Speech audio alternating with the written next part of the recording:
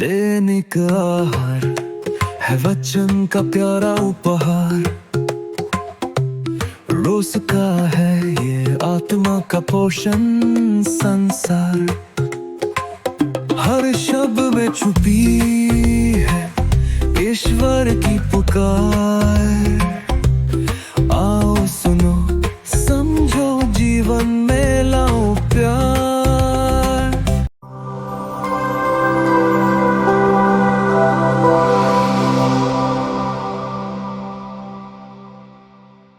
पशु और इंसान के बीच में एक बहुत बड़ा फर्क है।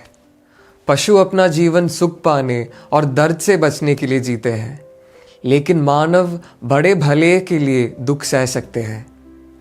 लेकिन कभी कभी हम यह भूल जाते हैं और केवल अपना जीवन आराम और खुशी के साथ जीना चाहते हैं, यहाँ तक कि आध्यात्मिक जीवन भी। मिस्सा में जाना, परिवार के साथ रोज़री प्रार्थना करना और व्यक्तिगत प्रार्थना बहुत महत्वपूर्ण है, और साथ ही साथ जीवन में आने वाले दुखों को भी सहना भी ज़रूरी है।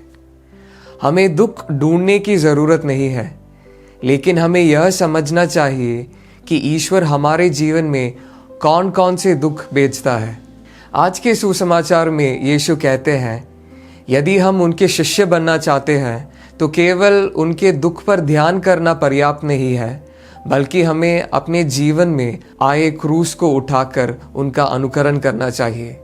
जैसा कि बिशप फुल्टन शीन अपनी आत्मकथा में कहते हैं, मुझे कलीसिया के अंदर और बाहर कई परीक्षाओं से गुजरना पड़ा, तब जाकर मैं अपने जीवन का पूरा अर्थ समझा। केवल बलिदान चढ़ाने वाला पुरोहित होना काफ़ी नहीं है, बल्कि स्वयं बलिदान बनने को भी तैयार होना चाहिए। प्रिय भाइयों और बहनों, यह हमारे लिए भी सच है। हम सभी के बुलावे और जीवन की हर स्थिति में हमें उन क्रूसों को स्वीकार करना चाहिए जो प्रभु हमें देते हैं, ताकि हम एक पिता, माता, शिक्षक या मित्र के रूप में अपनी सच्ची पहचान जान सके।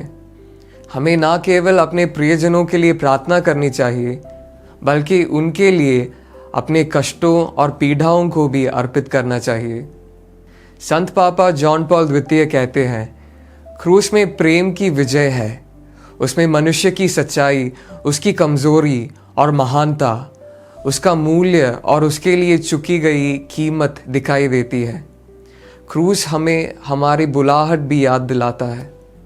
इसलिए प्रिय भाइयों तथा बहनों, चालीसा के इस पवित्र समय में हम प्रभु से प्रार्थना करें कि वह हमें दिखाए कि हमें कौन कौन से दुख सहना ज़रूरी है।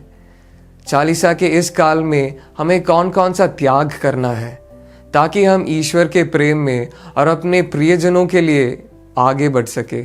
आमीन।